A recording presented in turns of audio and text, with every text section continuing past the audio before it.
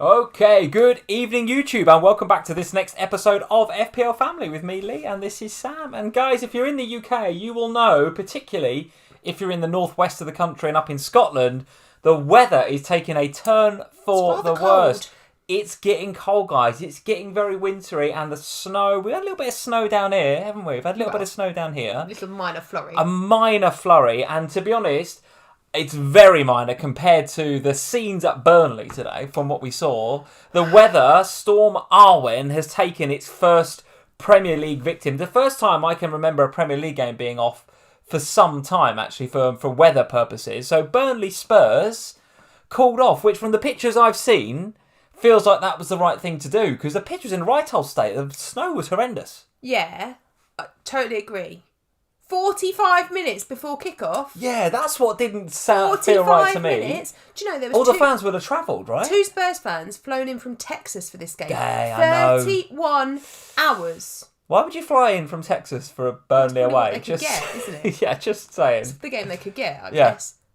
I feel for them though. 45 minutes before the game. Yes, it's not insignificant to travel from London to Burnley. Yeah, and the other thing is, it's not as if this storm has come out the blue. We had it for a few days, haven't we? So you'd like to think that the groundsmen at Turf Moor were maybe kind of ready for it. I don't know, but nevertheless, probably the right thing to have the game called off. So if you're a Son owner, if you're a Kane owner, if you bought in Reguilon on the back of his goal last game week, unlucky. I mean, unlucky. They were there. But that is why you need this bench in FPL. And we're going to talk more about squad depth and squad strength a bit later on. We're going to be talking about this guy here on my left-hand side, probably my right-hand side as you guys are looking at it on the screen. Jamie Vardy finally coming in for his owners after weeks and weeks of guff. Are we about to get on the start of a new streak for Jamie Vardy? We know he's a streaky player. We've had that rhetoric pulled out a few times now. But is it now the right time to get on him? I don't know. At a very low XG this game week, actually. I noticed in the Fantasy Football Scout members area, and of course we're going to talk about the games in a bit more detail later on, guys, but Jamie Vardy, he's absolutely in there in the XG overachievers, top of the shop with an XG of 0.45, but 2 goals. So, is he a bit jammy? I need to watch the highlights. I didn't see this game. I mean, he's in your team, so he must have been jammy. He's in my team, so therefore he must be jammy. More on our teams later on as well, guys. And Sam, we're going to have a new segment tonight. A new segment. A new feature this evening. So we are going to be, or we did ask the patrons, our patron supporters, to get into our Slack community and ask us some questions that we're going to answer live on air tonight. And the guys, as usual, thank you patrons, you've done that. So we've got a screen share of the Slack. We're going to go through some of the questions. But that means, Sam, that we're going to rattle through these games pretty quick. Dun, dun, dun. Which, to be honest... Well, we've only got 9 anyway. We don't really have a very good track record of doing, do we? Well, we've got one less game to cover. So I'm not sure how this is going to go. We're either going to rattle through the games, or this is going to be a 2-hour live stream. We're going to see how it goes. Well, but I do want to do this Q&A at the end. I'm quite looking forward to it. Depends how big your narrative is, doesn't it? Depends how big my narrative and rhetoric is. And the reason I use those 2 words is because I've been getting dogs abuse in the Slack all week about using the same words on the live stream. I said guff already? Yeah. When did I say guff? Right at the beginning. Did I already? If the guys are playing bingo, which I suspect they might be, you've said guff, rhetoric and narrative. Who was it? I think it was Nathan, wasn't it? Nathan Joblin in our Slack, who was just like, Lee, you always use guff, narrative and rhetoric. Those are the 3 words I constantly use, apparently. So if you're playing Guff Bingo at home, there you go. There's your first Guff. Bingo. Let's say hello to a few people, Sam, before we get on to the games for this evening. It's nice to be back, by the way, isn't it? We missed last week's live stream. Yes, it is. Thank you to everybody that watched the video last week. We put a video out last Monday, didn't we? Because, to be honest with you, we got back so late from the Spurs game, Spurs Leeds last game week. By the time we got in, had something to eat, put the kids to bed, we were quite low on energy, and I'm not sure we would have been able to bring our usual energy. The kids weren't even in bed till 9 o'clock, and we'd been half an hour late, and then we hadn't done any setup because we left the house at 10 to go and watch the mighty Colney Colts, and then went straight to Spurs. That's true. So by the time we got home and got the kids to bed, and it was gone 9. There was no chance. So we thought a nice Monday morning video would be. Shout out to London Colney Colts, by the way. Back-to-back wins. Another win today. Another win. What was it today? 7-4? 7-3. 7-3. No, not as many as 7. 6-3. 6-3. Legends. Sort of lose count after about 4 or 5. But listen, under 8s, London Colney Colts. Well done to the under 8s Reds. Very, very good. Sam, so Adam is here. Very nice to see you, Adam. He says, when are we all going to finally give up on him, Bomo? Well, that's a question for you. Thinking about it. Part of your rhetoric? That's a question and a rhetoric that I will be answering a bit later on, because He really is guff at the minute. He's not only hitting posts, but not performing at all well at the moment. Josh is in FPL telling, hey Josh, nice to see you in and moderating tonight. Ian Buckler is in, Sam. He says, we should have an FPL family drinking game. Every time Lee says guff, take a shot. Don't. Guys, you'll all be Every absolutely time Lee says drunk. rhetoric, take Within a shot. 5 minutes, should all be... You'll be absolutely pissed. You will, absolutely. Maybe it's one for Christmas. That's a Christmas one. Shot of taboo every time I say guff. I'm definitely having taboo on the Christmas one. Scott Traeger, the OG, is in. How are we doing, Scott? Nice to see you. Matthew Wilkinson is in. How are we doing? I was playing that, and I think I got them within 2 minutes. So Matt's out there playing the bingo. See, I told you. Ticked them all off within 2 minutes. Very nice indeed. Brian Chan is in. 73 this week. Nice score, Very Brian. nice. Very good indeed. FPL Shorts is here. How are we doing, FPL Shorts? Nice to see you. Cold for shorts. It's a bit cold for shorts, you're absolutely right. Well, it is in the UK. Depends where John is, right? Depends where FPL He's Shorts up north, is. then he's be hoping he's got some FPL trousers. Indeed. Yeah, indeed. Chris Ollie is in, 48 points. Not having Son hampered me. So, tough week for you there, Chris. But listen, 48 is not the end of the world score. It's not an end of the world score. Ayush is in. I've got 86 points this week. Brilliant, Nice. all good or okay. Very nice. Ayush, you know that is a good score, my friend. You know that is a good score. 86, very good indeed. Andrew Yee for my patron. Hey Andrew, how are we doing? Nice to see you. Good evening. Droodle is here. Brian Chan is here. And Charlie King and a whole host of you are in this evening, guys. So hello, welcome. If you're new to FPL Family, we'd love you to hit that subscribe button. And as usual, guys, the usual smashing the like buttons that you're good at, that Az is good at, all the guys at Scout are good at. But I always forget. What's that? The old smashing the like button. I forget about that. I always listen to The Wire, the boys on The Wire, and they're always like, yeah, don't forget to smash the like button. I'm like, I must remember to ask our viewers to smash the like button, and then I hear Az say it and you say it, and all the Scout videos. I always forget. So anyway, here I go, guys. Smash the like button. Thank you for joining us. Let's get into the game, Sam. And as I mentioned at the top of the stream, we're going to go through these with a little bit of pace, I reckon. A little bit of pace. Let's see how it goes.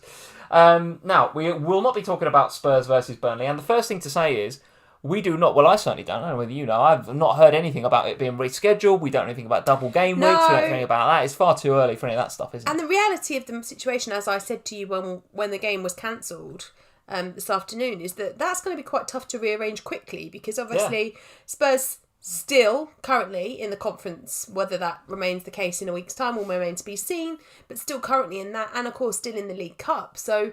And then, of course, the FA Cup kicks off in January. So let's see when they rearrange that for. But I wouldn't expect it to be in the festive period. No, not immediate. I wouldn't have thought so. And by the time that rolls around, it won't be a double game week for Kane, of course, because he'll be at City by then. So the reality... Do you know what? You and me, I've already told you in the Slack, if you carry on, there will be a divorce on the cards. I'll be getting maybe Cornet and Chris Wood, but I will not be getting Harry Kane for double game week. Well, depends who is in the double game week, of course, and when it is. Let's have a look at some of these games, Sam. I want to go all the way back. Cast your mind back. Outrageous. Cast your mind back to Saturday lunchtime, a game that we didn't watch together. I went to the ground to watch Arsenal versus Newcastle with work. I'll give my view on the game in a minute, but what was your view sitting at home watching it in the comfort and the warmth? Because I'll tell you what, it was flipping cold at Arsenal. What was it like sitting in the warmth of our living room watching Arsenal 2, Newcastle 0? Well, it was nice. Well, I had a nice morning on Saturday. It was nice and quiet. You weren't here. Kids and I put some Christmas trees up and we had fun. Very good. And then they went off and watched their iPads and I sat there and watched Arsenal in peace and quiet. And so it was nice watching Arsenal win, was it? I had a hot cup of tea, my feet were up.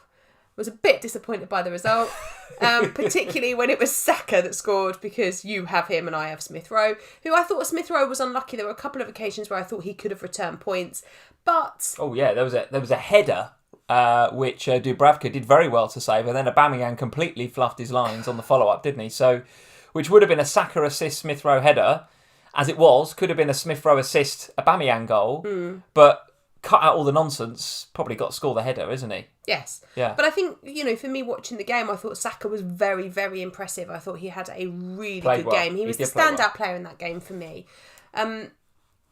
We want to keep an eye on now, though, because he tried to run off that injury, didn't he? And he just sort of... Something with his hip. We've got to have to see how that is. Yeah. Because obviously over festive period, that's going to be problematic if if it's not going to heal quickly. Initial prognosis was that it wasn't as bad as originally feared. But there's a game week on Tuesday. But that is the problem now. These games are coming thick and fast. You guys will know that are following the FPL fixture ticker religiously, as I'm sure you all are. You will know the fixtures are coming thick and fast. So if Saka's out for, say, a couple of weeks or whatever, in a usual FPL period, I guess you could say, oh, okay, well, maybe I bench him for a couple of weeks. But in the period we're in right now, that's maybe 4 game weeks. You just can't do it. No, and I think particularly when at Smith Rowe you have somebody that is playing just as well and is cheaper that you could sideways onto. So it's not like you've got to sacrifice. The question I would have is, what happens to Arsenal if Saka isn't there? Will they be as effective without him? Because it's him and Smith Rowe that have been the standouts for me, particularly in that game. So I don't think there's any major panic on it. We need to just listen to what Arteta says, but obviously be aware that the game week starts on Tuesday and therefore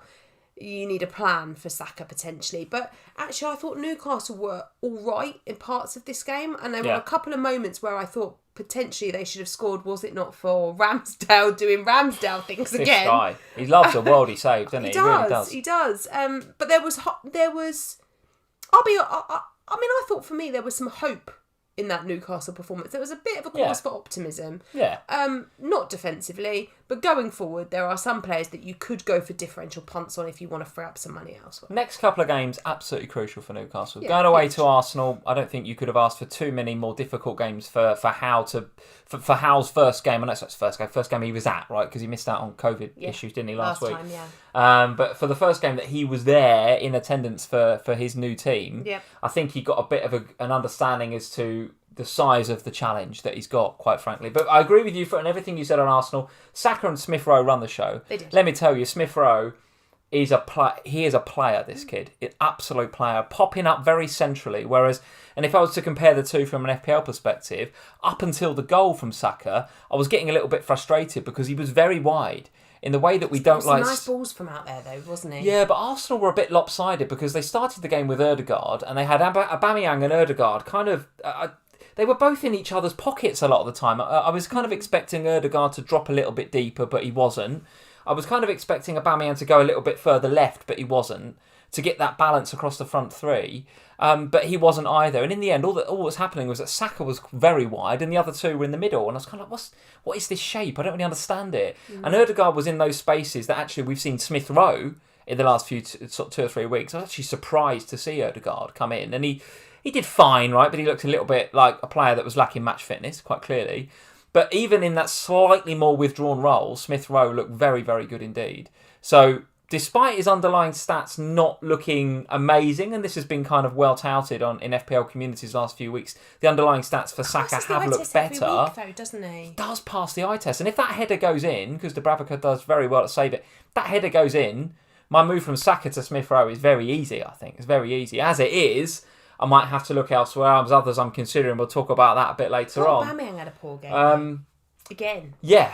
Again, I thought there was a little bit of murmuring in amongst the Arsenal faithful that I was sitting in about Aubameyang. Listen, he's a talisman for them, one of their better players, and been great for them. So they're not about to get on his back, right? But there was a little bit of, come on, Lacazette was better, wasn't he? Yes, he did all right. But I just wasn't that impressed with Aubameyang. Smith Rowe and Saka both really impressed me in that game. I thought they both looked really good. Yeah. And Ramsdale, I thought was excellent again. Yeah. But I mean, just their shape going forward. I just didn't. I worry about just understand it. I worry about them if Saka's not around. I do worry about what that does to that Arsenal team. Also impressed with the two guys that got the assists, actually, the fullbacks, Tavares and Tomiyasu. Tomiyasu in particular. Tavares was a bit of a... He reminded me a bit of Joao Matip a little bit. He went on little adventures and then blazed it over the bar a few times. And I actually checked on the live bonus points at half time, and Tavares was on for 2 bonus points. I don't know whether he actually got any in the end. Moments he did get 2. Where he was doing that, and I thought, if you just got your head up and had a look, there were other players in far better positions you could have passed the ball to. That's it. And I think that was what the Arsenal fans were saying around me was, he's young, this kid. He will learn. He'll get his head up. A bit of glory, though, didn't he? Yes, but his shooting was really not good. Not good. Whereas actually Tomiyasu's use of the ball in those areas was much better.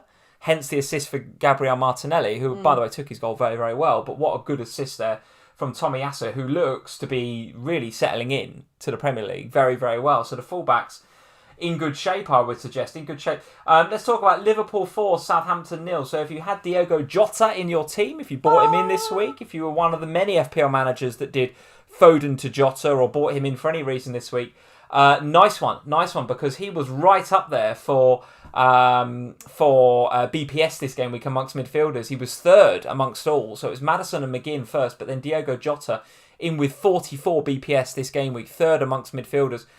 What can you say? Had a really, really good game. I've got a nice stat about his shot statistics in a second, but give me your feel in terms of eye test for this game, because we watched this game and Jota was very good, wasn't he? Do you know, I said to you when we were driving over to watch the under-8s play this morning that Jota is one of those players that every week when I look at my possible transfers, I look at him and I think, could free up some money there. Yeah. And then I go, nah, don't be daft. Firmino's still injured and this and that. And he's always passing the eye. I mean, I thought he was fantastic in this game. I think it would be absolutely insane to take him out right now. I think it would too. But, you know, you always look around, don't you? And you think, you know, is there scope there? Could I move? Can I save a quid here or there? Yeah, because there is that budget stuff that, you know, you're looking at upgrading Brandon Williams, who was on my list to upgrade. Love it. Maybe not now. And then, you know, I think with Jota, until Firmino's back, and even when Firmino's back, over this festive period, even if he comes back next week, he's not going to come back and suddenly be able to play 90 minutes 3 times a week. Well, from what I'm hearing in the club is it's all hands to the pump to get Firmino ready for when the AFCON kicks in, because we've got no Mane and Salah. Right. So I hear what you're saying, but when Firmino's ready to come back, we're going to need Jota even more than ever. But what I'm saying is that at the moment, what I don't think is going to happen is, even if Firmino is ready to come back for game week 14, he's not coming back in, taking Jota's place. You wouldn't think so. And then playing 5-6 games in 2 weeks. He's not doing that. It's a hammy, right? So for me, I look at him and I think, you're absolutely going to be essential in January, because Liverpool are going to 100% need you when they lose Salah and Mane. And therefore, I can't sell you. That's why it keeps going. I've got the hiccups. That's why it keeps going up in value. Well, at 7.7, he's still outstanding value. And we had the conversation, I think, on our video on Monday about, you know, would you pay the extra for Mane? And I think Mane's having a fantastic season, by the way, doing very, very well. Particularly last few weeks, has upped his game. I don't know if he started the season quite like a house on fire, but certainly underlying statistics and eye test over the last few weeks. And just, to be honest with you, raw FPL points, he's been very, very good. But you just cannot justify that extra expenditure when Jota is so good right now. The stat that I wanted to give to you, Sam, was that actually Jota is top for shots this game with 7. Vardy and John Joe Shelby, actually, interestingly, are joint second with 5. So that tells you everything you need to know about Jota. He's in the right areas, particularly the one where Salah gave him the assist. I think it was Jota's second goal. Salah coming down the side there. He's just... And you know what you're going to get from Salah, Mane, Robertson, Trent. There's so much creativity down those sides. And actually, I thought Thiago was pretty creative as well in that sort of midfield role. So he's got all this creativity around him. I'm pretty sure I could play up front for Liverpool in a minute and I would get a few tap-ins. But that's what I love about Jota as an FPL asset right now is that second goal. Tap-in. Perfect. We love the tap-ins. And the way that the team is kind of, I wouldn't say it's built around him, but he's very much the focal point at the minute.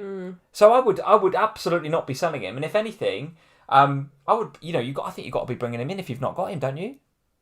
I think he's a very good option if you've not got him. Yeah, and I saw a comment earlier in the live chat. Forgive me, I can't remember who said it, but there was somebody that bought in Jota this week and captained him. Oh. Now, I'm not going to say you should captain Jota ahead of Salah for next game week, but that is 1 goal now for Salah in his last 4 appearances.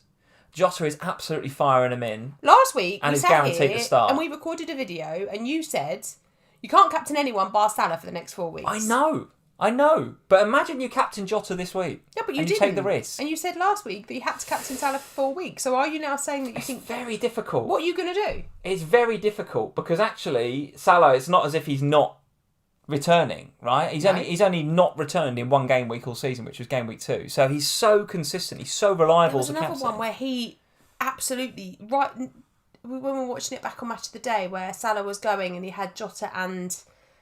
was it Mane, I think, in the middle, and he just completely misjudged the pass. It would have been such a brilliant team goal right out from the back.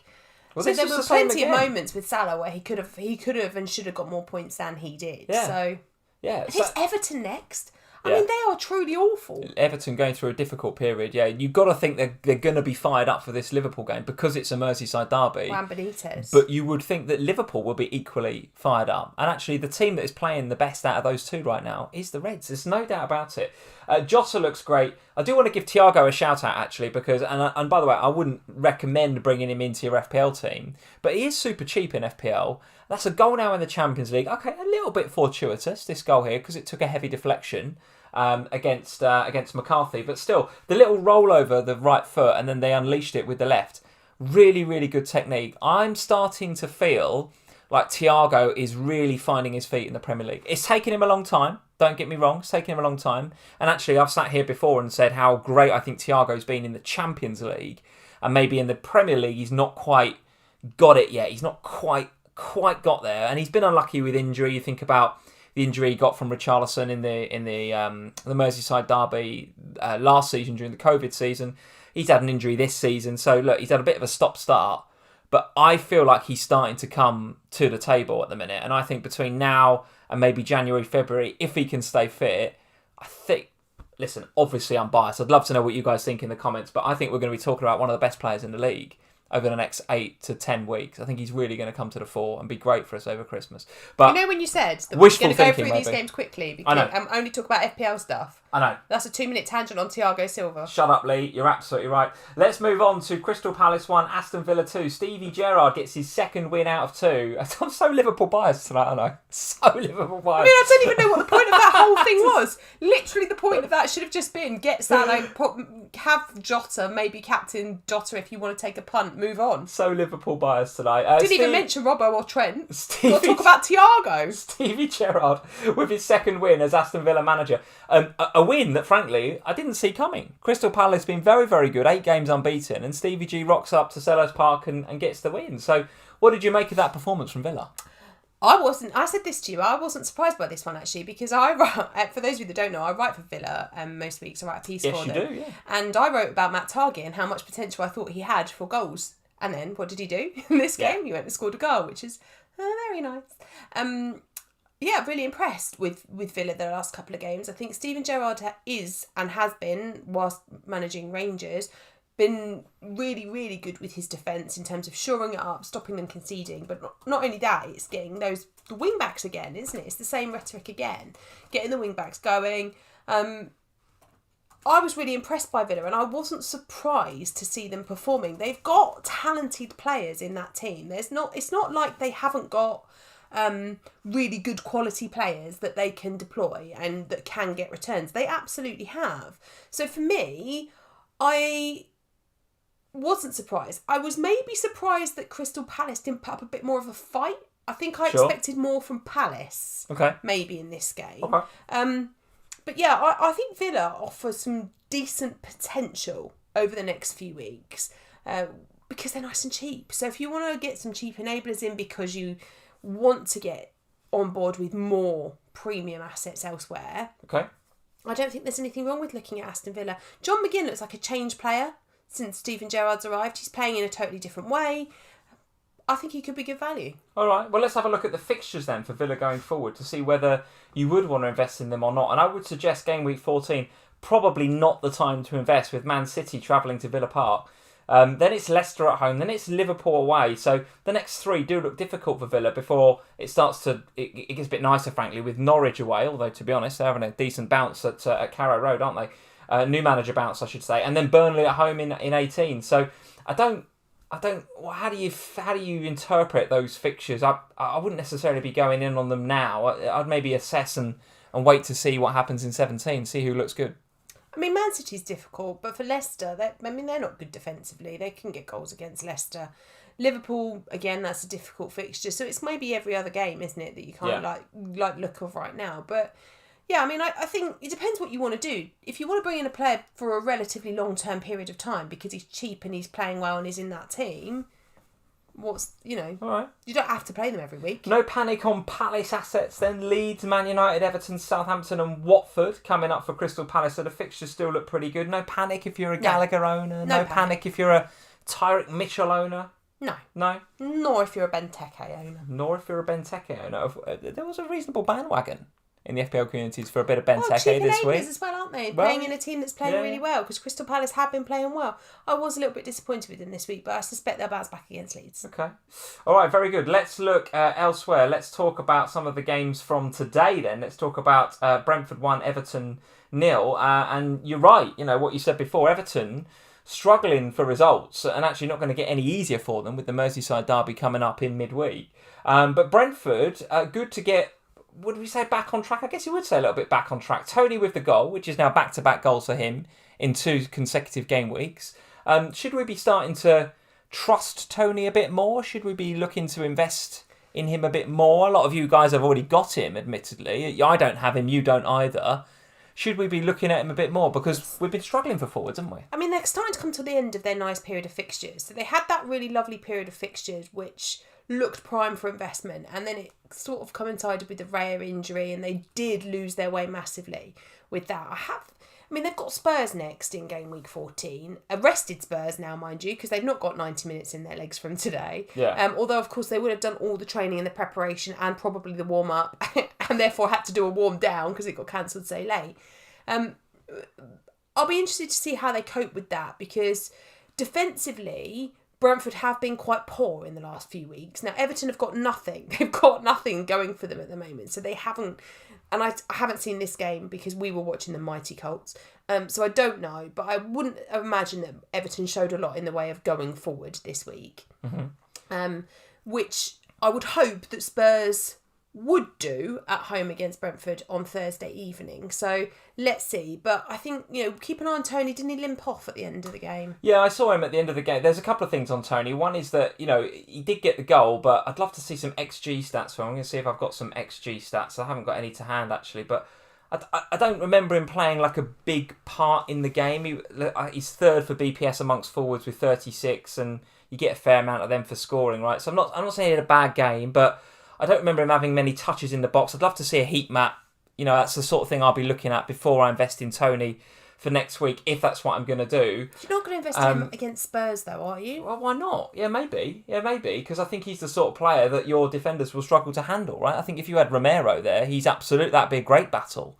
But I think you could get the better of someone like Ben Davies or an Eric Dyer, no problem whatsoever. But so I will be having a look at Tony ahead of next game week. But I just want to have a look at have a look at some of the stats. I'll post some stuff on Twitter and in the Slack. You can do it on Instagram about Ivan Tony, because I don't remember him having too many shots in the box. And you're quite right. At the end of the footage that I saw, he was kind of struggling to get off the pitch at the end. There was a bit of a limp there, wasn't there? So I don't know. Let's keep an eye on the press conferences and see whether he's going to be fully fit for that game. And what about Bombs? What are you doing about him? About Brian Bomo? He is super frustrating at the minute. Super frustrating, because I bought him in ahead of what looked like a really nice run of fixtures. I think it was Norwich and Newcastle and now Everton as well. And I'm sitting there thinking, for him to get no returns across any of those, and he got booked today as well, right? For him to get nothing on those 3 games is super frustrating. Not even to be hitting the post, right? Because at least when I bought him in, I was buying into this thing about, well, he's been unlucky, he's hit the post, he's done this, he's done that, he should be getting more points. And I thought, okay, well, here's 3 fixtures where he can do really well. But if I look at the Brentford fixtures coming up now, let's have a look at what Brentford have got coming up. So where are they? Brentford about a third of the way down, with Spurs away, Leeds away, Watford at home, Man United and Southampton. So listen, the fixtures aren't terrible.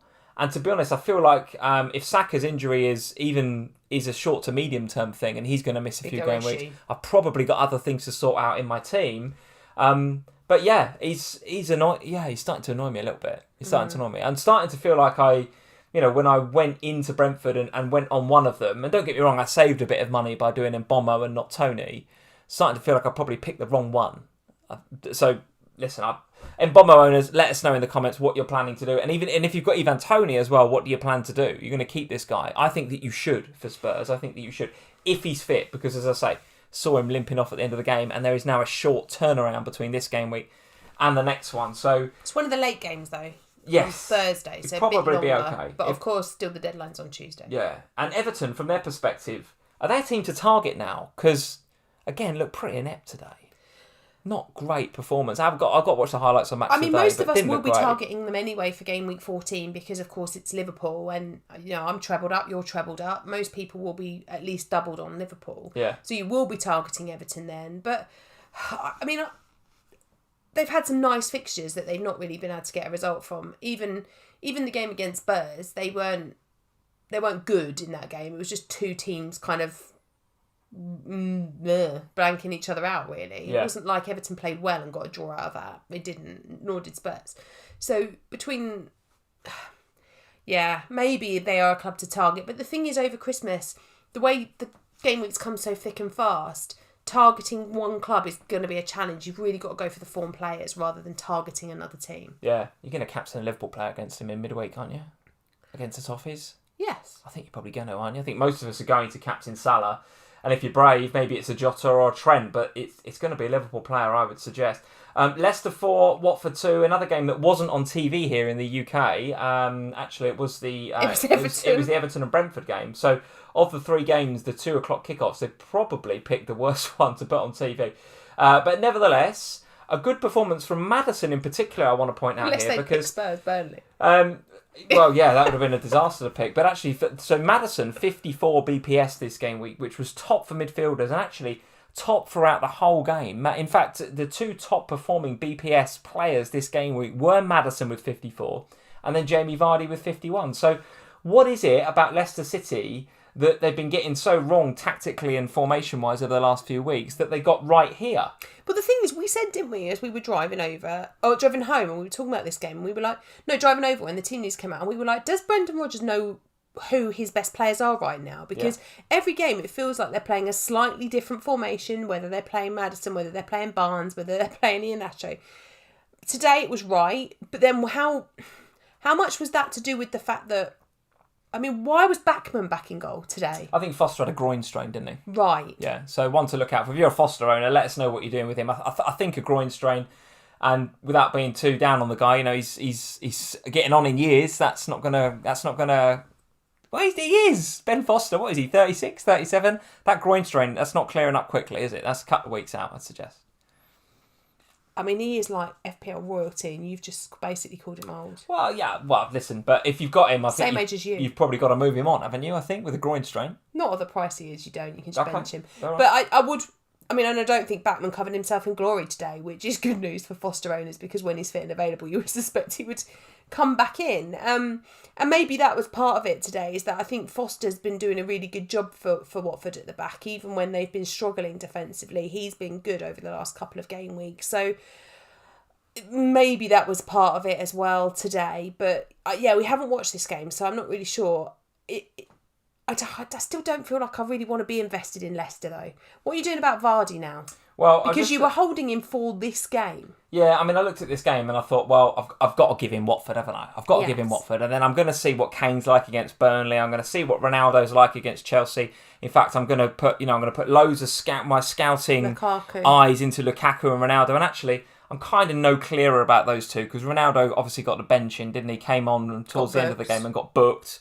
Lukaku was on the bench. Came on and looked reasonably lively, but it's difficult to really come to any conclusions on the back of that. And of course, Kane got snowed off. So I'm looking at Vardy and I'm going, well, if I want that premium slot still open, well, let's have a look at the fixtures. Leicester City fixtures look like this. It is Southampton away next, then it's Villa, Newcastle, Spurs and Everton. So there isn't necessarily any fixtures in there that would make you go, oh, he's a must-sell. Do you know what I mean? He's a must-sell. Not horrendous. And if I do want to keep that premium spot open, which I do in my front line, I'm still not really any clearer who I want to go to. I look at Kane and I go Brentford at home, Norwich at home, and then Brighton and Leicester. Some really nice fixtures, but I'm still not sure what sort of Spurs we're going to get. I know that you were convinced Spurs were going to turn up and give a performance at Burnley today, but I wanted to see it before I invested. And we just haven't been able to see it. So for those of you that are patrons, we did our Patreon podcast on Friday morning, in which I said that I thought Spurs were really going to turn up this weekend, and I thought we were going to put 4 past Burnley. A Burnley without Tarkowski and Westwood. Now, obviously, that won't be the same when we next play Burnley, whenever that gets rearranged for. But I was confident this weekend in a way that I hadn't been at all about Spurs all season. I just hadn't felt that Spurs were really going to do anything all year. But this weekend, I really thought that what happened in the conference would be the rocket that they needed. Now, will we see that against Brentford? I don't know. I don't feel quite as confident about that one. But I do think that there will be a bounce. Okay. All right. I do. Let's go back to Leicester, though. Those fixtures, like I say, don't scream sell Vardy to me. They don't. Especially on the back of a 2-goal game week. And, what we always say about Vardy, he's a streaky player. He gets into these moods where he goes and scores a ton of goals. Can he play this many games over Christmas? Well, possibly not. And if the hip injury and the knee is a problem, then maybe we'll see him rotated a little bit. And he's got Daka to come in. He's got Iheanacho. It's not as if he hasn't got options. He's got other players. The one I'd like to go to is Rom. That is the one I'd like to go to because Chelsea away at Watford during the week looks good to me. It looks good. Do you think Rom has got 90 minutes in him? Well, how many did he do today? Not many, right? Not many. He come on for 10 or 15 minutes or something. The guys will tell us in the live chat, but he was a bit part It player was definitely in that after game. I'd gone out. So yeah, but listen, the fact he got some minutes is good. I think he'll probably start against Watford. There's no. I don't think Tuchel's going to throw him into a game like Manchester United at home.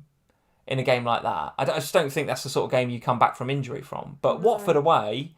Yeah, that's the sort of game you might come back from injury. And Watford, as they've demonstrated this game week, and recently against other sides like Liverpool, they can concede plenty of goals against the top sides.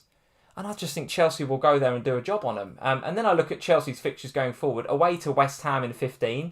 Yes, it looks difficult, but I notice, and again, need to watch the highlights from today. As well. But didn't Cresswell limp off today? Didn't they have a couple of other injuries? Ben Rama as well. So are we starting to scratch beneath the surface of that thin looking, and we've said this all season about West Ham, right? First 11 is superb, but you scratch beneath the surface at that squad and you get into the Christmas period where the games come thick and fast. Maybe this is the time to start going against West Ham a little bit. I don't know. So anyway, that said, Chelsea going to West Ham in 15, I don't think is too bad a fixture. Can they win that, Chelsea? Of course they can, absolutely. And then after that, it's potentially Leeds at home, Everton at home, Wolves away. Those are nice fixtures for Big Rom. Really, really nice. So if I'm looking at Vardy out, which I don't think I am for Southampton away, I don't think I am. But then going to Villa Park all of a sudden looks difficult because Stevie G's doing a good job. Let's see what sort of Eddie Howe, Newcastle we get in game week 16. Everton, Wolves, they're nice fixtures for Leicester. But right now, gun to my head, if I was going to move Vardy to one of the other premiums, it would probably be Lukaku. Probably. Having said that, Ronaldo's fixtures look so good from 16. And we've said this before about Manchester United's fixtures. They are second in the fixture ticker, right? Arsenal, Palace, Norwich, Brentford, Brighton. Listen, the Arsenal game will be tricky. The Palace game will be tricky as well. But Norwich, Brentford and Brighton from 16 onwards, we've been looking at Manchester United for a long time and looking at those fixtures and saying that is the time when their fixtures swing and you're probably going to want Ronaldo.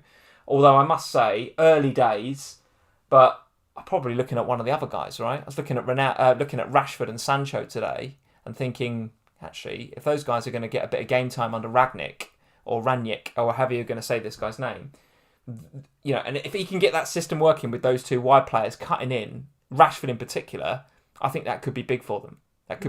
So, listen, we're getting ahead of ourselves in terms of the fixture difficulty rating, but I don't think I'm going to sell Vardy for Southampton. I think I'm going to keep him. So that's my Vardy shout. I'm obviously very happy to have him this game week. Maddison coming up with a performance out of nowhere. You're not going to invest though, are you? I don't think you are. Not yet anyway. I don't think you are. But he's looked pretty good. Leicester. It's Watford, right? If they suddenly turned up against City, United, Chelsea, Liverpool, I'd be like, okay, they're back maybe. Yeah. Okay. Watford without Foster, I'm not convinced. Okay. From a Watford perspective, we spoke a lot last week about budget enablers up front, and Dennis and Josh King in particular, who's somebody you called out at the beginning of the season. Him, don't I? Well, you said at the beginning of the season about him maybe coming in, and then he seems to have hit a bit of form, doesn't he? Well, he got worth injured, didn't he? investing I mean, I had him in all my pre-season squads when he signed, and then he got injured right at the beginning and took him out of Fest, or just before Fest. He is somebody that I think you can invest in for sure. He's cheap. He's on penalties. He's gonna play. He's always played under Ranieri since Ranieri took charge. I think he could be a really nice option because he's a nice enabler. I don't see him popping up in any of my stats tables though for chances created or shots or look at his BPS here for the game week 19, which given he scored a goal doesn't to me suggest that his all-round game was amazing. The reality is, you're buying a Watford striker. You're not buying Kane, Ronaldo, Vardy where you expect them to get up the tops of the BPS charts. Okay. I think he's 5.6? Yes, is he even that? Something like that, yeah. Something like that. He's cheap. So you're putting him in the same category as like the likes of Hwang. So on penalties, which Hwang doesn't have, maybe he's a decent option. All right. Okay, let's cover these last two games then. The City and West Ham game, which from the snippets I've seen was probably a good candidate to be called off for snow. It was really, really snowing at the City of Manchester Stadium. But they got the job done, City, although they left it a little bit late for Fernandinho to put them 2-1 up. And even then, the clean sheet, and if you're doubled on Diaz and Cancelo, Lanzini with a bit of a worldie, as he likes to do towards the end of games, coming and wiping that clean sheet away. Lanzini doesn't know how to score a goal that's not a worldie. He's a crazy at the end player, of the game. isn't he? Crazy player. But listen, City got the job done 2-1. And they'll march on. They'll march on unregardless. So what about Foden though? Because Foden looks to have this. Oh, we've had vague updates from Pep, haven't we, over the last Pep's 10 days or me. so? Honestly, right. Pep is not my friend. He's not getting a Christmas card. The vagueness, the random. Can I just make a comment here though? What? My comment is, if you're going to buy a City player, I'm not. That is what you sign up 100%. I totally agree with you. What's frustrating, I think. So this week I kind of made my peace with it, and I was like, look, I'm going to get vague nonsense from Pep. I know I'm not going to get he's in, he's out. So I'm just going to roll because I don't really know where else to go this week. And I was kind of pondering on going Gallagher, but I just had a feeling about Villa. So I didn't. So I just did nothing. Okay. If in doubt, do nothing. Going forward, though, I do think Foden is one that at the price that he is, he's one that you've got to really carefully think about now because obviously there is an injury there. It was enough to keep him out of this game altogether, not in the squad. He did suggest in his press conference, though, that it was, of the two, him closer. And Grealish, that Phil was what was the comment? Phil is better than Jack Grealish, so he's probably he's closer to a return than Grealish. You're not selling him ahead of these fixtures, though, are you? Look at this. Well, Aston Villa, Watford, Wolves, Leeds, Newcastle, top of the ticker on Fantasy Football Scout website. I mean, if anything, I'm looking to now invest in City in some way. But I'll be honest, it's not in Foden right now. But it's not in the squad because today, of the injury. And the game is not even a week away, the next game. So it's going to be back again watching press conferences with Pep, trying to get some understanding as to, well, how far away is he? Is he in the squad? Because if he's going to make the squad, I'm keeping him. If he's not going to make the squad again for midweek, then I've probably got to look to move him on, but probably to another City player. Yeah, okay. And in the top 10 for XG underachievers, Gabriel Jesus is in there with an XG and an XG delta of 0.54. So no goals for Jesus, but in my opinion, robbed of an assist. I think it was an assist. I need to look at it again, probably in a bit more detail, but certainly looked like an assist anyway.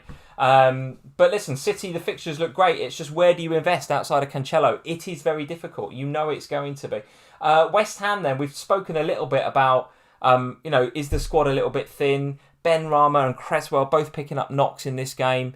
The games are going to only come in thick and fast for West Ham. It's not the schedule is not letting up for them. How are you feeling about owning Antonio right now? Another blank in this game. That makes it quite a few now in a row. In fact, I've lost count, but it's probably 5 or 6. How are we feeling about Antonio? Not great. I mean, he was one that, again, it was like, I don't know how I feel about it because the games are like every other game is quite nice for a little bit. Let's have a look at their fixtures then. The West Ham fixtures look like this. Yeah, you're right. Really middle of the table. Brighton at home next. So I don't think you're in a rush to sell Antonio ahead of Brighton at home, but then it's Chelsea, then away at Burnley, which is a difficult game, Might get called off. assuming the pitch is in a good state.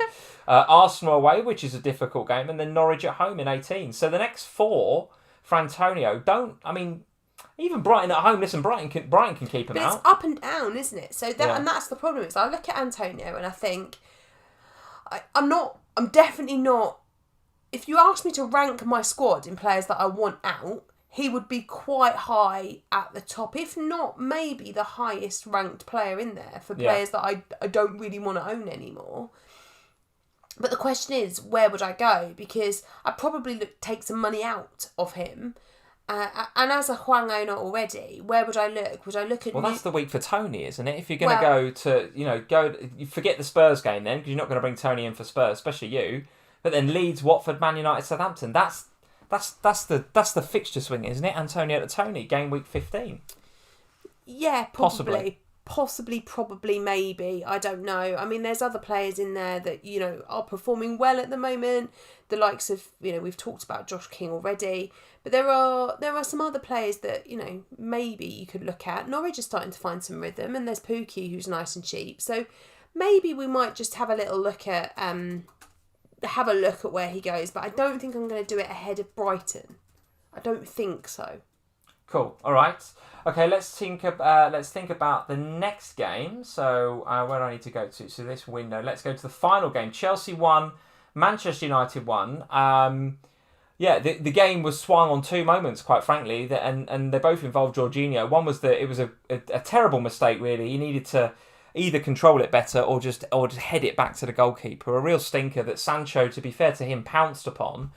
And at 8.99ish, Sancho is, I think, on the radar. Although I wouldn't necessarily say that Manchester United were that ambitious in this game. Certainly when I saw the lineup for the start of the game, I looked at that back 4 and thought, I could get at that, Chelsea. But then I saw they had 3 defensive midfielders in there, in McTominay, Matic and Fred. And I thought, well, therein lies a team that is not confident in their back 4 because they've got to put 3 defensive midfielders in there. And actually, for a majority of the game, or long periods of the game, actually had this kind of flat back 7 or 8, which was ridiculous. And they were kind of just waiting for Chelsea to come at them so they could hit them on the counter-attack with Sancho and Rashford's pace, which you've got to hand it to them, worked for the goal.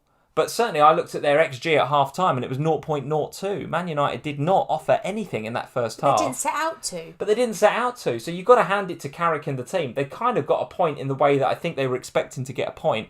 You could even say the penalty that they gave away was a little bit harsh. I think it was a penalty, but it's a little bit harsh for Wan-Bissaka just leave his foot in there against Thiago Silva. But nevertheless, Chelsea dropping points in the title race. Good for me as a Liverpool owner and good for City fans. So what was your take on the game? Well, Rudiger owes me a present. I don't know how he's not returned points in that game. There were 2 opportunities where he probably should have scored. I don't know. I actually thought Manchester United did what they needed to do in this game. And in some ways, from an FPL perspective, I actually think that is quite promising because they can clearly do what they need to do when they are told this is how you are going to play. And there was a change under Carrick from what there was under Ollie, and sometimes it's just somebody different saying it makes a difference. They've got the new manager incoming, although I still don't think that's officially announced yet, but incoming soon. It's happening, isn't it, Rangnick? I think so, yeah. I think it's just not official yet, is it? So I'm assuming it's happening soon. Pretty sure it's announced. Is it official now? Yeah. I don't know. I think for me, with a new manager incoming, there's always going to be a bit of a bounce. We're seeing that at all of the clubs so far where the new managers have arrived, that there's been a change. And Manchester United, let's not be under any delusions. They've got some really quality players. And the big thing for me, though, is how much these players cost. Because to invest in Ronaldo, even Sancho or Rashford, you've got to put significant budget into those players. And I would want to see, and we've got time because obviously it's game week, is it 15 or 16 that their fixtures get really nice? 16 that gets really nice, but it ain't bad in the short term either. Let's just quickly flick on to, I'm still on the fixtures actually. Arsenal, Palace, and then Norwich, Brentford and Brighton. Yeah, so I mean, I think the reality for me is that you can, and I will be, just watching what Manchester United do against Arsenal this time around, because that's not an easy game. See how that goes. Watch them probably again at the weekend next week, because actually that's only a week. There's not a lot that can change in a week. Yeah. And then be in a position where I'll know what type of team we're getting, who's playing where, and what changes we're seeing. Okay. Ready for 16 to work out who I'm going with. Yeah, I think you're right. It is a wait and see for me. I can't see that they take that approach. I mean, for them to take that approach at Old Trafford against anybody, the crowd will be on their backs, right? They offered nothing in this game. It was very, very defensive. They were also without Maguire, they were without Luke Shaw. Like, the back line was decimated, really, when it comes to the key players that they need in there. So they were always going to struggle going defensively and therefore going forward, because Shaw does a lot of their going forward as well. So without him there, they were going to have to play more defensively minded. Plus, they were coming up against a really good Chelsea team. They had to shore up that defence, which is going to mean sacrifices going forward. Well, they didn't have shore. I mean, they're shoring it up and they're playing 7 behind the ball, which is basically what they played. They got a point. Yeah. Let's see. I don't think that the Old Trafford faithful will accept them playing like that. Maybe it was a one-off tactical, we're going to play this way because it's Chelsea. And Chelsea weren't firing on all cylinders either, by the way. I thought, playing Werner in there again, I don't know about this guy. I'm still waiting for a player to come out in Werner. But a lot of us in FPL were going into the Chelsea fullbacks, right? Alonso and Reece James was a very popular transfer in. But actually, when all was said and done, it was Rudiger actually in the last couple of minutes that really could have won that game, right? He had a volley at the back post. I think it's Pulisic found him with a cross. Unbelievable cross, and just blazed it over the bar. And actually, as a Rudiger non-owner now, which I am, I was kind of looking at that game thinking he could have had a bit of a hole there, Rudiger. He did get into dangerous positions, but then so did James and so did Alonso, right? Yeah, and I said to you during that first half, not after the second Rudiger problem at the end, but after the first time where he probably should have got a return. And I said to you, I totally understand all the conversations about James and Alonso, because let's be honest, James has been incredible for the last few weeks. And Alonso, with Chilwell's injury, is also going to be that attacking threat that we all want him to be. Alonso is just not a defender. Like, every time a Chelsea attacked, and I was like, oh, because I'm now an Alonso owner, bought him in last week. Obviously, I'm looking for where my FPL assets are.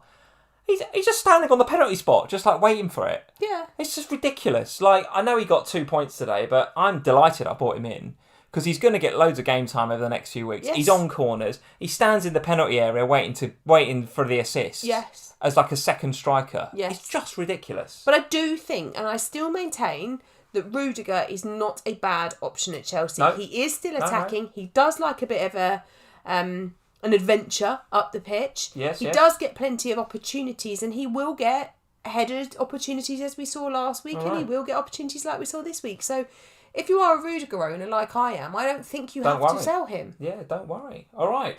Let's have a look, Sam, at some of the patron questions then. So you might not be able to see the screen from here. So that's all the games covered. Let's have a look at the patron questions, though. So those of you that are unsure as to what Patreon is, if you've never come across this before, or if you're new to FPL Family, you can head over, and the links are in the description below, by the way, at patreon.com/FPL Family. We've built a little community over there of people that come along and just throw a few quid in the jar to support us, and in doing so, they get something in return. So we do a weekly podcast, a game week preview that either one of us or both of us does on a Friday, an Ohana podcast, and it's usually about 30 minutes, just 25, 30 minutes, just looking ahead to the game week to come, and that's available to all of our patrons at all tiers.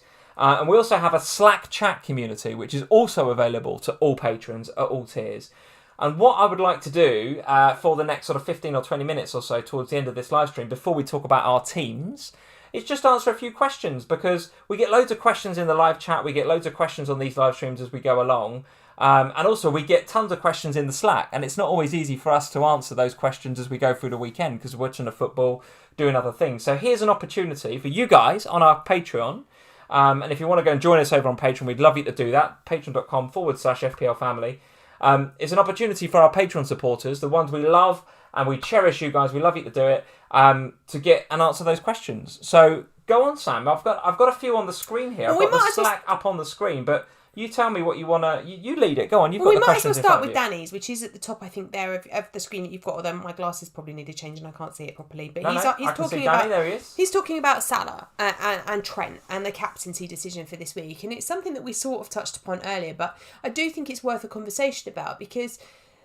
You know, Salah... So what's the question? Is Trent over Salah a good differential captaincy move? Yeah, and I think, you know, for me, I look at Salah and there is no doubt that Salah is having a fantastic season. He is regularly returning points. It's just that in the last 4 weeks, the number of points that he's been returning have been less than we became accustomed to. So, when you're looking at a Liverpool team that scores 4 goals... I would be expecting more from Salah. If I'd have come home yesterday and just seen Liverpool 4, I'd have been like, brilliant. How many Salah got? Salah's got a brace at least in that. So to just get an assist, it's difficult to kind of accept. We are creating so much though. But that's the thing, isn't it? You're creating not just for Salah. Yeah. And that's the thing. You're not talking about picking another differential captain that comes from another team. You're talking about picking somebody like Trent, who's got plenty of attacking potential, as well as potential for clean sheets. And that's the thing, I think, going into the Merseyside derby is, I think the question there is, for me, are we back in a Liverpool clean sheet against Everton? Well, who would score for Everton?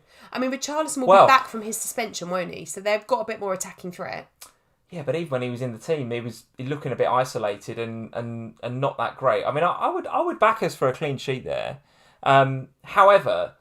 The amount of goals that we are scoring right now, and I think obviously that it was 4-0 at the weekend. It's been a really good week at Anfield actually. If you think about the 2 against Porto, 4-0 Arsenal, and then 4-0 yesterday.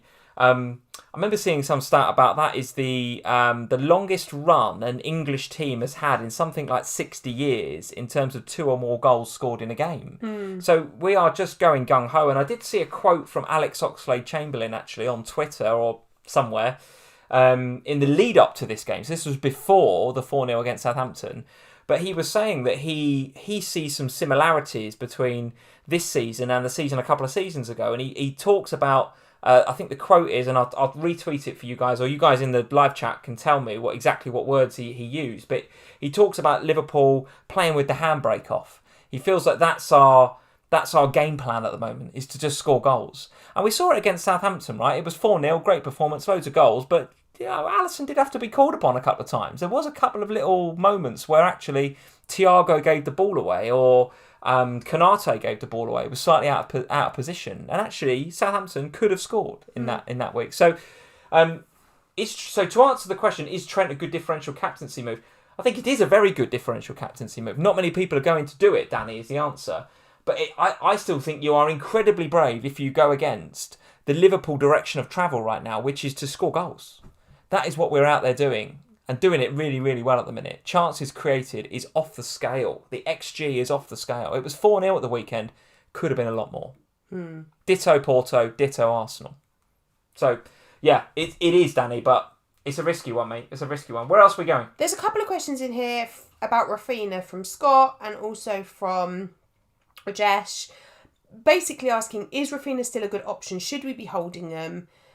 Should we be selling him now? There are other... Rajesh in his says there are other less owned players like Bowen and Cornet who could go to over the next few weeks. What do you think? Because you're a Rafinha owner, so you're probably the one that's best placed to answer this one. There's Rajesh's question. Thank you, Rajesh, for the question. Is Rafinha still a good option? He's beginning to frustrate me a little bit. He's beginning to frustrate me. I love the player, by the way. I love the player. I think he's fantastic. And nothing would please me more than to see him in a red shirt next season. I think he's got the potential to be one of the top players in the world, Rafinha. I think he's quality. However, he has got, get your bingo cards ready, some guff around him. He has got some real guff around him. And that is my problem. That's an interesting narrative, yeah. And that's the problem. And we've said it for so long about Leeds, right? They haven't got any clinical finishers. I was expecting so more from Rodrigo when he first came into that club. But he just hasn't got it. And Rafinha, for me, yes, he will continue to create chances. He didn't have a fantastic game, actually, at the weekend. He was a bit in and out of it. I don't know, maybe coming off the back of an illness, maybe he's just got to get that out of his system and he'll be fine for midweek. What I would like to look at is just have a look at the Leeds fixtures going forward, because that might make your mind up, Rajesh. I mean, I don't know. Leeds is Crystal Palace at home next. Then it's Brentford at home. So he's not really necessarily a sell for me. I've probably got other fires to put out in my team for those two fixtures. But then look at that. From 16, Chelsea, Man City and Arsenal. And I think if we were to expand that out a little bit, I think it's quite difficult in 19 and 20 for Rafinha as well. So I think the answer to your question, Rajesh, is he's starting to get on my nerves a little bit. I'd like to see a bit more from him. I'm probably going to give him Palace and Brentford at home because I think you have to. But then from 16, if I don't see anything in 14 and 15 and 16, he's probably a sell. Would you agree with that, Sam? Yeah, I think I would. It's difficult because he is by far and away the best player in that team. And when Bamford comes back, I think that will make him a better option again. But I don't think you can take him out with the couple of fixtures that they have up next. So maybe hold for the next couple of weeks and then, it's only a week. Maybe hold for the next week and then make that decision after game week 15. Yeah, and as Matt Henley saying in the chat, Brighton dominated Leeds. They did, actually. We watched that game, didn't we? And Brighton were pretty good. Leeds, I don't remember having that many chances, but when you're playing with sort of Dan James up front, what do you expect? Go on then, next question. Dylan is asking, should we start getting in fringe players because of fixture congestion? And this is something that I think is really interesting, actually, and it's something that we probably need to start talking about, because obviously coming into the Christmas period, everything is just starting to get a little bit more, busier, because we're coming into that period where we get a couple of games in a week. And should we be now, as we saw today, if you had treble Spurs, which some people did have treble Spurs, or had a Burnley player in there as well, and a game, they don't often get called off anymore, particularly not for snow. But if something happens and you lose a game, particularly for, if you also have Foden as well, for example, do we need to start thinking about bringing in some players that are, squad? Is that what's the question? It's about squad, isn't it? Are we bringing in squad players to our FPL team? So it's like for you've got a dead spot in your team, haven't you? Over the Christmas period, are you worried about that? I think that's kind of what Dylan's asking. Should we be bringing in players to replace? So if you've got a player like, who have you got? Richardson is my third striker. Yeah, he's a 4.5 non-playing striker. Yeah. Like, are you worried about that over Christmas? Yeah, I'd like to change it, but I look at it every week and I think, no, I can just deal with my two subs. I can deal with my two subs. Yes, I would like to have somebody in there, but then I look at who would you have? I mean, are you going to have Hwang maybe, or are you going to have one of the Watford boys? I mean, that's probably where I would go, but then I've got to find a million in my team somewhere. Yeah. And at the moment, I'm struggling with that. Maybe it's a Rafinha downgrade in a couple of weeks that's going to enable that. Maybe the Saka injury will force my hand and I can go to actually, Gallagher and Smith Rowe are not that much cheaper than Saka anymore because they've both gone up in price. So I'm not going to get a whole load of money out of that. And then I look at my defence and say, well, that's really expensive. Maybe I'll take some money out of that and invest it in Richardson. Well, I ain't doing that because that's where all the points are. I'm certainly not selling Salah. And I want a premium spot up front. So you can't have it all, can you? That's my point. No, you can't. And you either do what I've done, and that's have some slight compromises. Like, for example, you've got 4 really good defenders, whereas I have 3 really good defenders because I have playing players elsewhere, and I do feel more comfortable playing that way, knowing that I have always got a full bench, so that if Pep does his roulette on me, if a game gets cancelled, if somebody else gets injured or goes missing, particularly over the festive period, that I've got something to cover it. So I don't think you need to compromise your team, but I do think if you've got a really weak bench, now might be the time to just look at improving that weak bench to make sure you've got... Or does Dylan mean, should we start getting in fringe players from the FPL into our FPL team? So should we be looking at like Steven Bergwijn, and should we be looking at, I don't know, Origi and Minamino and players like that because of fixture congestion? Will these players get more minutes? And if that's the question, then no. Then no, I don't think so. Because they won't get enough minutes. Yeah, I think they'll continue to be fringe players, won't they? They might get slightly more minutes, but they won't get that's a risk in your FPL team. Origi might get more minutes in January, but not now. Maybe. Let's just before you go on, I'd like to just address one of the super chats, because we had some super chats earlier. And I think what we'll do, guys, when we do this Q&A at the end of the live stream, if you could save your super chats for this period of the live stream going forward, then we'll answer all the questions, both super chats and patrons, in this section.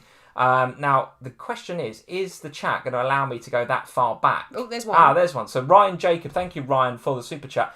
Would you do Reguilon to Alonso for free if you already owned Reece James and had no other issues in your team, or would you roll? So Reguilon, so that's Alonso in to double up with James, but getting rid of Reguilon. What do we say to that? I don't know if I'd want to get rid of Reguilon ahead of Brentford.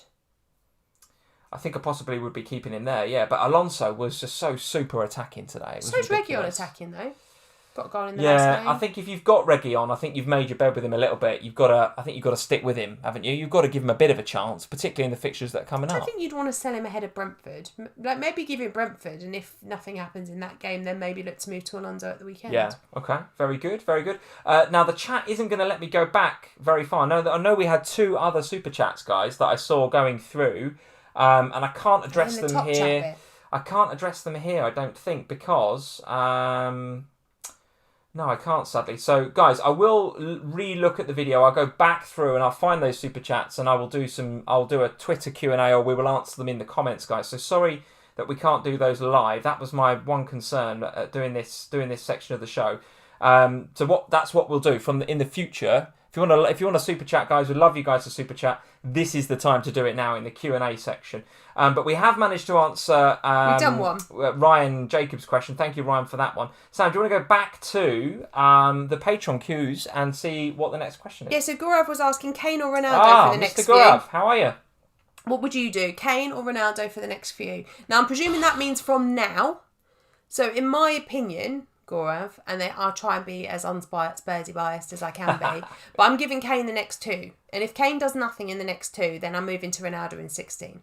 Arsenal, Palace and Norwich for Ronaldo, whereas Spurs will have Brentford, Norwich and Brighton. So the fixtures look pretty good for both. I would suggest that Watford, West Ham and Leeds ain't bad for Mr. Lukaku either, to be honest with you. But he didn't ask about Lukaku. I know he didn't. He wants to know Kane or Ronaldo. So my honest opinion is, I think you own Kane.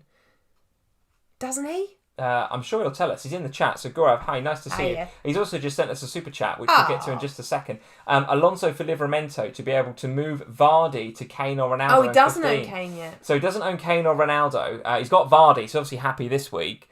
But Alonso for Livramento. So he's looking to take Alonso out? Goodness me. And if so, which of the 2? Lukaku, for now, is wait and see with fitness and fixture congestion. So my thoughts about Lukaku being the one to go to, he's willing to wait on that, and he is just going for a straight choice between Kane and Ronaldo. Who would you go for? I'd go Kane. You'd obviously go Kane. But only for the next couple. But then he's saying from 15, isn't he? So I think Kane, if you're doing it, you do it now for Brentford. But then I can understand holding Vardy for the next one. I would be tempted to hold Vardy because the fixtures don't look too bad, and then move for Ronaldo. I'd move for Ronaldo. Grav's a Spurs fan. What have we seen from Kane? Everything. We haven't, Sam.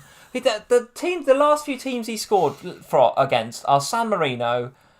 Is it Armenia or Albania? I can't remember. Albania, I think. And NS Mura. I mean, outside of that, he's not scored. But you didn't see him this weekend. He was going to get 4. No, he was not. Yeah, he was. All he's done is hit the post against Leeds. That's it. I don't understand the hype, right? I don't understand the Kane and Son hype right now. I wouldn't sell Vardy. I don't think I would sell Vardy.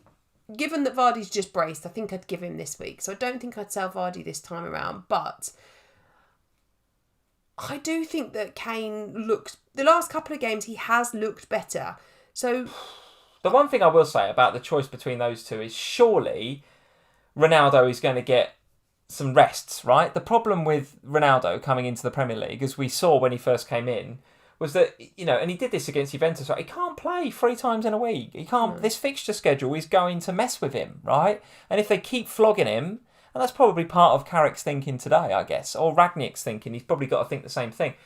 If you flog Ronaldo during this Christmas period, he will break at some stage. Yeah. Whereas, I guess Kane can break as well. He's got glass ankles, isn't he? But he is going to get 90 every week, Kane, or he's going to play a lot of football. He's probably going to play more minutes than Ronaldo. Yeah. So if you're talking about a straight minutes decision, then it's probably Kane over Ronaldo. But I'm just not seeing enough from Kane to warrant the investment. I'm really, really not at the moment. I'm sure at some stage we will see it, and I will be made to eat my words, and he'll have a hat-trick one game week. But right now, No, not seeing it. Not seeing it. Next question, Sam. We got a couple more. Let's go with Sam. So Sam's asking for our thoughts on the set and forget 5 at the back with Trent, Cancelo, Walker, James, and Alonso. Let's find Sam's question. Where is he? He's... there we go. Thoughts on a set and forget back 5 of Trent, Cancelo, Walker, James, and Alonso going forwards. Yeah, listen, I mean, the holy trinity has been talked about in the FPL community over the last week or so of James, Cancelo, and Trent. Yeah, listen, Cancelo gets he's a 5-pointer if it wasn't for a Lanzini worldie in the last minute. And do we expect more from Cancelo? Yes, we do. But listen, probably would have got some bonus. But we take 5 points, right? He got booked, I think, so we take a 5-pointer. And Reece James, on another day, he probably gets a 6 or 7 as well, were it not for Jorginho making a mistake. So it's not a problem as far as I'm concerned. So the real question for me would be, okay, those 3, yes, but what about Alonso and Walker? And we've kind of talked a little bit about Alonso, but what about Walker? Would you be doubling up with Kyle Walker? But the thing for me is that where's Livramento gone in all of this? Because he offers... Still represents great value, doesn't he? Such great value for money that I don't think that 5... How often is the double up? Like we saw it with Man City and with Chelsea this weekend. How often will the double up clean sheet go? So then you're relying on attacking returns. Now, I'm not for a second saying that Alonso and James and Walker and Cancelo couldn't all get some attacking returns. Yeah. But will all 4 of them get a clean sheet every week? Like if you're going to double up defensively, then I think 1 double up, for me anyway, is enough. Okay. I would rather have Livramento in there, knowing that I've got a player that I can play if I want to, but I can also bench and give some flexibility to the formation that you play. Okay, couple of stats just to chuck at you, Sam, from the members area in Fantasy Football Scout. Top for passing across the whole game this game week, Kyle Walker with 101 passes. Looks like the next best was Ruben Dias and then Sambi Lokonga, so, in the mid-90s somewhere, maybe even 80s. So Kyle Walker seeing a lot of the ball. And then the second stat I'll throw at you is top for crosses this game week, and of course was on set pieces as well. Marcus Alonso with 16 crosses. 16! The next best was Townsend with half of that, with 8. So Alonso, cross after cross in the box. You've got to think, on corners as well, when Lukaku comes back, and this is my big thing about Alonso, and that's why I'm a big advocate of the Holy Trinity plus Alonso. But would you double up twice? Well, I'm not sure I'd have Walker. So I'm not disagreeing with you on a double up with Chelsea, right, or a double up with Man City. I don't disagree on having a double up from somebody.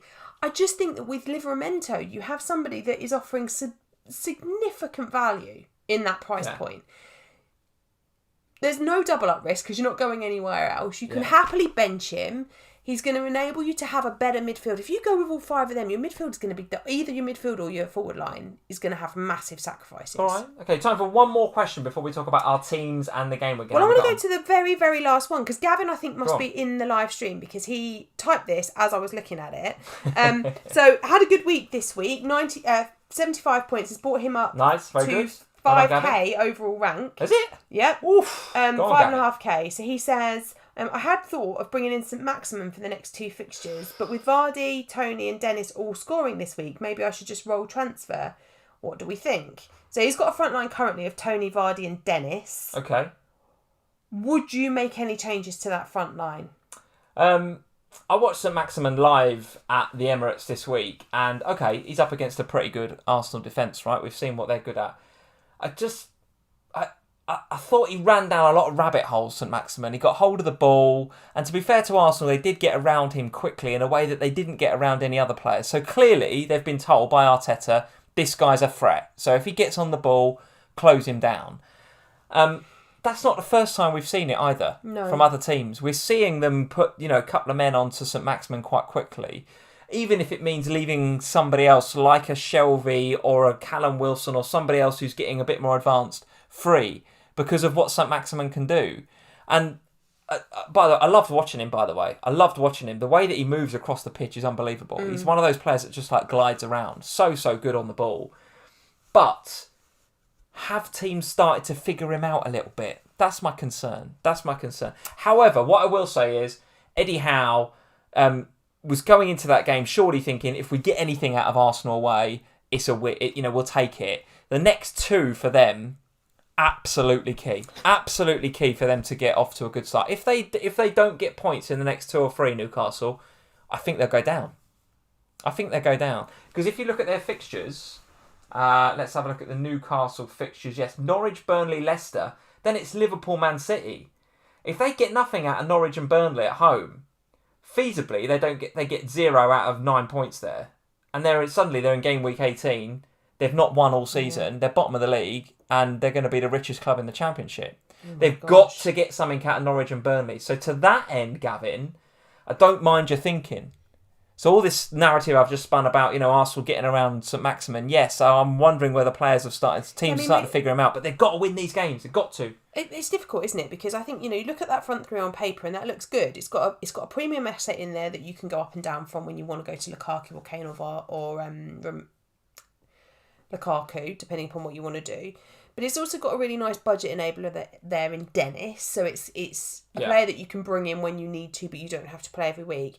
Tony's the one for me that I would be just watching, because if that it might be nothing, he might be totally fine. Yeah, but if the he did play until full time. The whole thing. I don't think it's a big deal. Well, no, I don't either. But I would just be watching that, because I don't think you want to take that. I don't see anything wrong with that front line. I don't think I'd want to change it. It looks okay to me. I mean, St Maximin, what a great differential for the next two, though. That is the thing. That is the thing. I mean, a 5.5k, a differential could make you.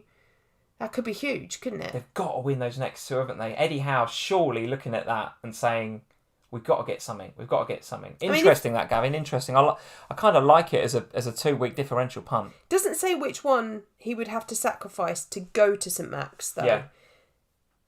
Okay. If you could go from Tony to St Max for free. No, don't do it.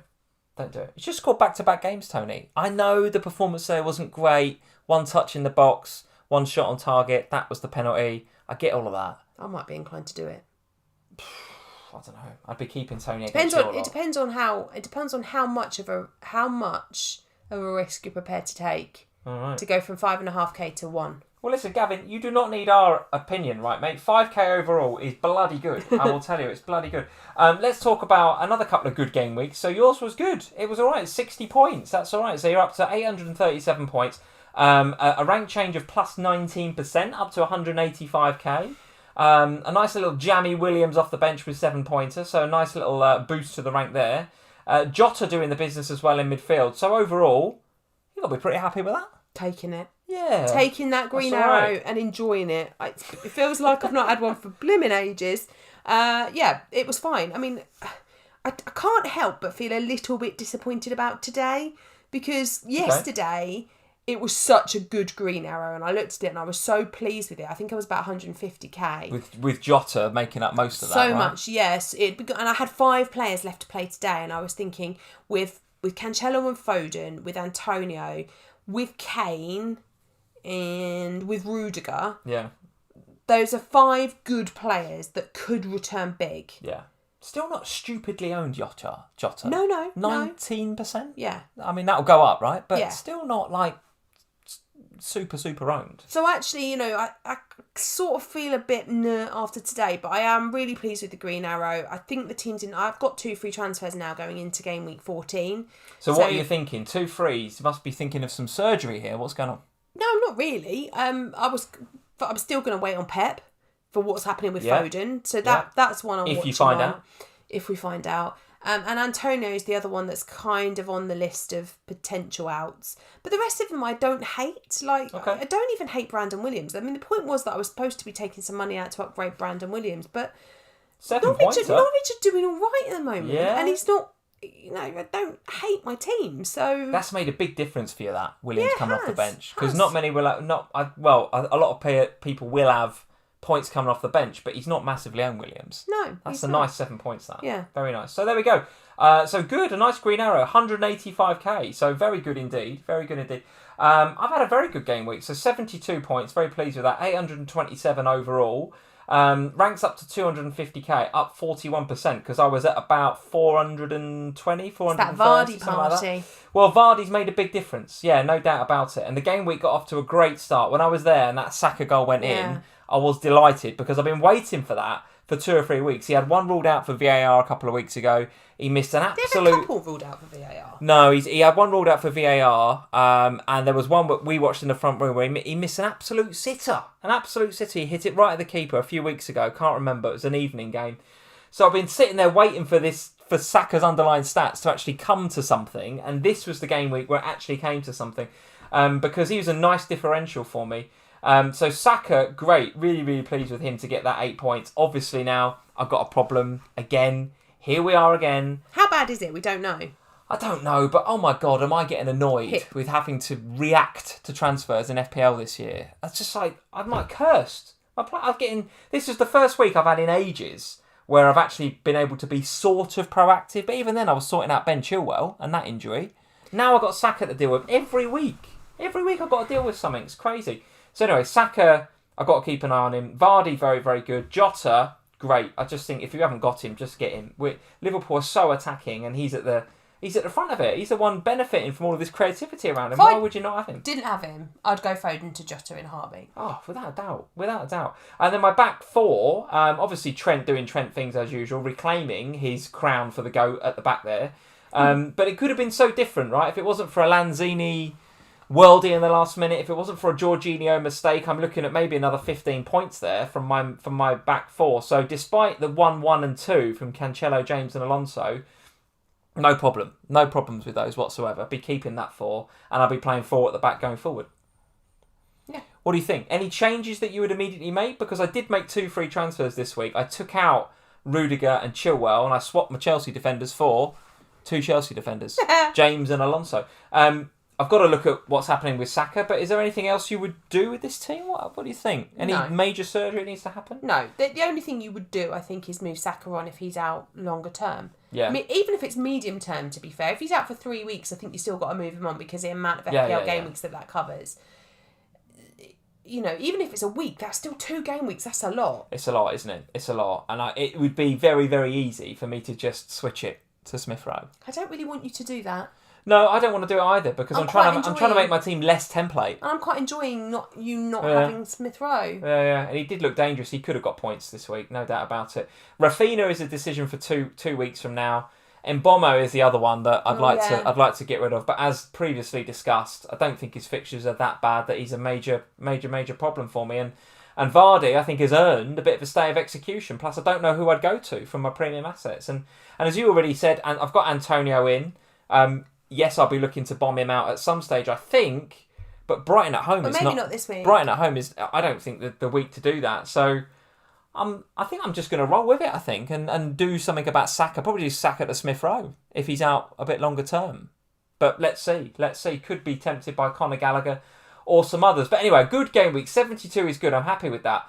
Up to 250k, it's all right. It's another green arrow. I've had green arrows for 4 or 5 weeks, but they've been treading They've been treading water, green arrows. Whereas this one feels like a bit more of a jump, bit more of a significant move in rank. So I'm pretty happy with it. Pretty happy. Yeah, it feels like a game week that would have gone one of 2 ways for people, because if you were burnt by the Spurs fixture, if you also have Foden, there was some difficult. If you have Ronaldo, there were some difficult decisions that would have gone badly for people this week. But you know, if you got a team out this week, a full 11, that's probably quite good. Yeah, that's all right. Oh, there we go. So there we go, Sam. 2 green arrows here in the FPL family household, so that's good. Hooray! A good win for Liverpool. A snowed off game for Spurs. Let's hope we don't get too many more snowed off games over the next couple of weeks. I hope that we don't. Hoping this storm Arwen is going to blow off into the distance somewhere, because it's not good having Premier League games called off, is it? Despite the fact we will get double game weeks at some stage. We don't know when, but we'll get double game weeks at some stage for Spurs and Burnley. But I don't want to see too many Premier League games being called off. Tell the guys what we're up to this week. Lots going on this week, right? From an official show perspective. Busy, as you would expect with midweek game week. Yes. So Lee will be on the official podcast tomorrow. There is an extra podcast. Yes. An extra official podcast, which I'll be recording tomorrow. Quite right. So look out for that. Get subscribed to that on Spotify and all your other favourite podcast platforms. That will be out tomorrow. And on Thursday evening, at the latest hours possible of the day, you'll find both of us on the FPL It's show. a late one, isn't it? It's yeah, a late so one. we will be going on after the Manchester United game on Thursday evening. So obviously you have 2 fixtures on Thursday. Spurs kick off a bit earlier, and then Manchester United, the last game. I think it's Manchester United, the last game of the game week on Thursday.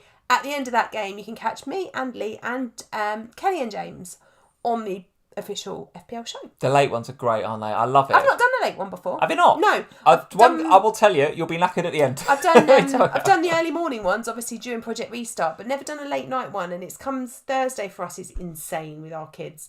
So it comes on the back of a busy day, but it'll be good fun. And they're great fun, but they don't finish till like 12:30. And by the time we get home, you're shattered. So there will be some slight changes, of course, on our channel as well this week because game week's coming thick and fast, and I will not have time to get top points picks and jammy picks videos out for both game weeks this week because of everything else that's going on this week. Love it.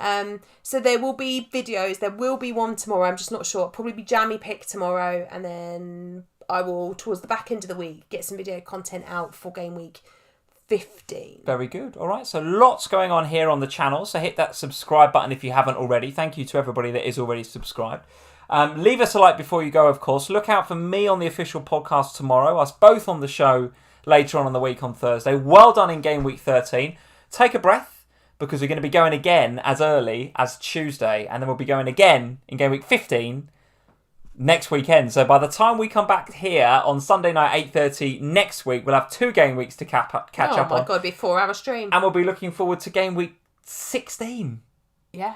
Holy moly. Guys, good night. Thank you for joining us. Thanks, guys.